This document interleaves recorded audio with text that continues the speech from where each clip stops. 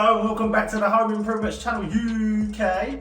And on today's episode we're going to be showing you guys at home a couple of methods how to fix the annoying squeaky stair. And just remember, if you guys are enjoying these videos, please hit the like and subscribe button and hit the bell notification to get regular videos from us. Back to the video.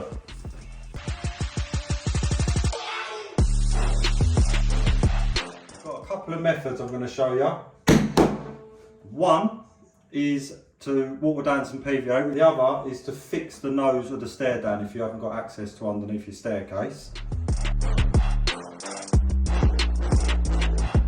Right, for the first method, the PVA, which you're going to be pouring down the back edge. That crack there, that's one of the ones that makes noise.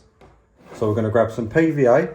And then you want a little pot. You want yourself a brush of some sort. And then some water. Right, so basically this method, what we're doing is, we're taking your standard PVA, ain't got to be this mate, it can be any old mate you like. And the reason we've got water is we're going to be watering it down so it's super thin, so that it can work its way down into your step, so that when it sets, it glues it all back together again. If you just pour PVA down and try brushing it in, nothing's going to happen, it's just going to sit on top and go rock solid.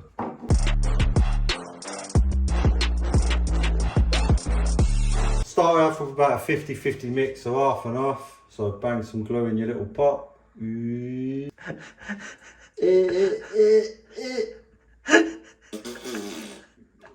Delicious.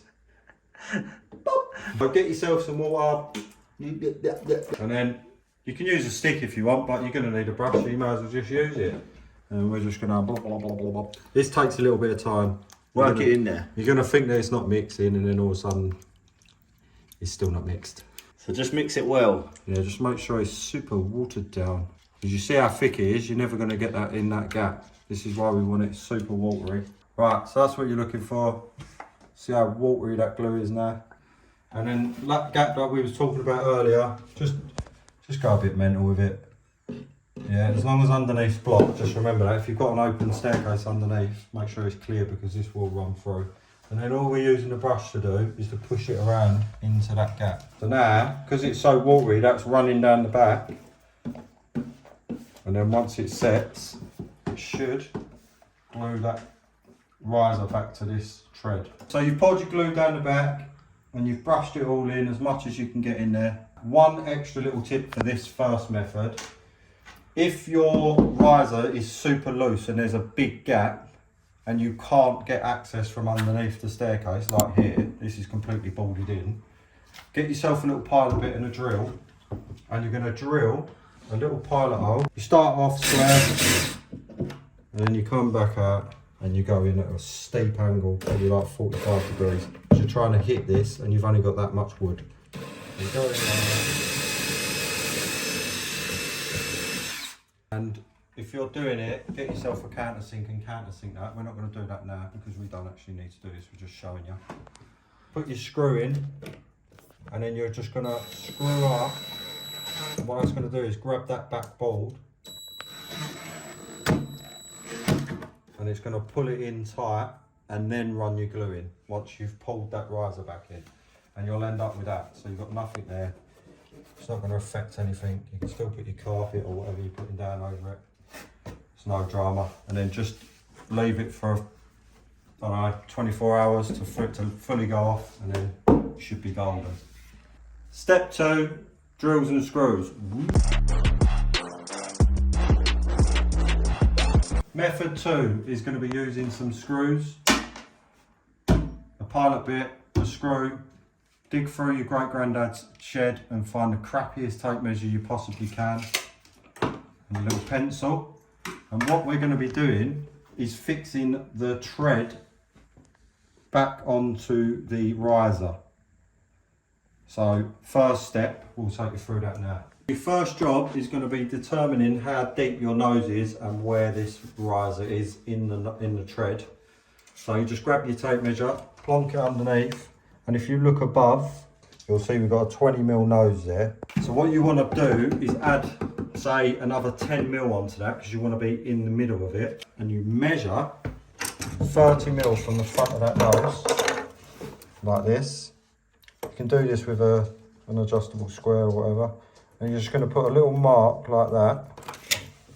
And that is where we're going to pilot and put our screws. So so the screw don't come through here, innit? Like, that gives you the measurement to hit this piece of wood. I recommend sort of around 5 along the top if you're doing this method.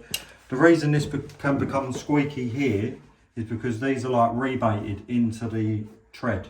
So it sits inside. So if you imagine that's this, underneath it's got a little rebate in it, and that riser sits inside of it, and as it becomes loose, so you should end up with some pilot holes like this. And just remember to size the pilot bit to your screws. And then what you want to do is just grab yourself a countersink bit and just countersink the tops. All that's going to do is stop you from having a lip in your tread from the screw head. So the screw is going to sit perfectly flat in the tread, so it ain't going to cause you any problems. Stops it from splitting, so does the pilot bit. You could just bang a screw through this, but chances are you're going to split the wood in half, so don't do that. This is what you're looking for. And to make sure you've done your measurements, you just peek under that nose and make sure you haven't come through or anything like that. That's how you know you've gone too far forward and you haven't measured it right. So we're going to grab some screws and then we're going to put them in and we're going to show you the end result. So you're going to have your 3 screws in, and then all you're going to do is send them the rest of the way on. Don't go mental with this. You only want to just clamp it down. You ain't got to go crazy. You don't have to use an impact, you can use a combi.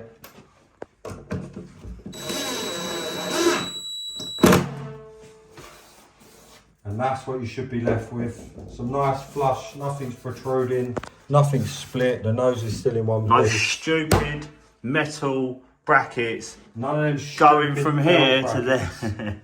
Those L brackets are terrible. They make your carpet look rough. If you can avoid them, avoid them.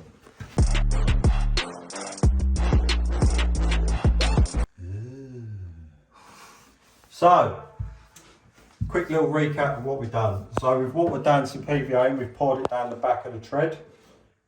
We've put a screw in the rear of the tread at 45 or maybe even a bit steeper of an angle and grabbed that rear riser and pulled it in tight.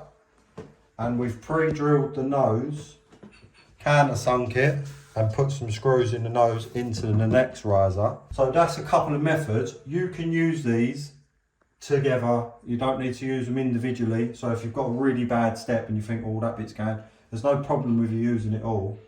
You can, and if you can get underneath, then obviously there's even more options. Maybe we'll do that in another video in the future. But for now, from the top with no access, you can do this. You can drill at an angle and pull that riser back in, and you can run watered down PVA or wood glue down the back, let it set for a day, and then you're all golden.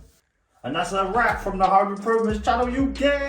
If you've been enjoying our videos, please hit the like button and the subscribe button and hit that bell notification to get regular videos from us. We'll catch you in the next one.